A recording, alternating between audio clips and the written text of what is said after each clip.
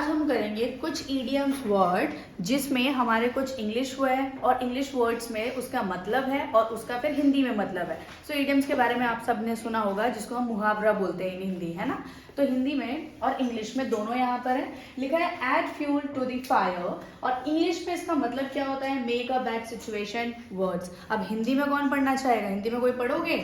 जैसे इसका मतलब है आग में घी डालने का काम करना। जैसे कोई भी काम हो रहा होता है, अगर उस चीज को आप ज्यादा एग्रेसिवली देख रहे हो और ऑलरेडी कोई इंसान चिढ़ा हुआ है, ठीक है, कोई इंसान ऑलरेडी वहां पर बहुत गुस्से में है और उसके बाद में भी आप उसको और गुस्सा दिला रहे हो, तो इसका क्या मतलब हो जाता है, आग में घी डालना।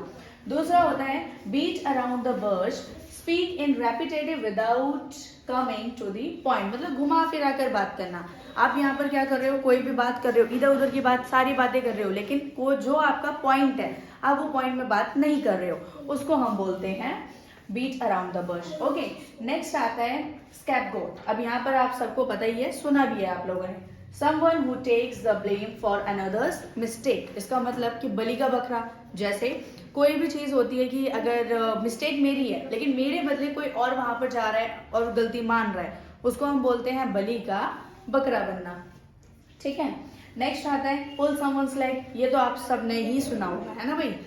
तो जैसे है trick someone as a joke, किसी की टांग खींचना, मतलब कि ऑलरेडी हम जानते हैं कि वो पर्सन कैसा है और उसको फिर पोक करना, उसको छेड़ना, तो उसको हम क्या बोलते हैं, हंसी मजाक में, एज अ फनी वे, तो उसमें हम क्या बोलते हैं, किसी की टांग खींचना, है ना।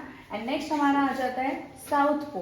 तो साउथ पो का है अ लेफ्ट हैंडर, जिसमें बोला है कि बाएं हाथ से काम करने वाला। जैसे हम बोलते हैं ना कि ये तो हमारे बाएं हाथ का काम है ना। हम तो बोलते हैं मजाक मजाक में, मस्ती मस्ती में कि ये तो हमारा बाएं हाथ का खेल है, तो उसका मतलब हो जाता है हमारा साउथ पो हो जाता है, ठीक है। तो ये आप सब नोट डाउन कर लीजिए, यहाँ पर 5 वर्ड्स की मैंने, ओके।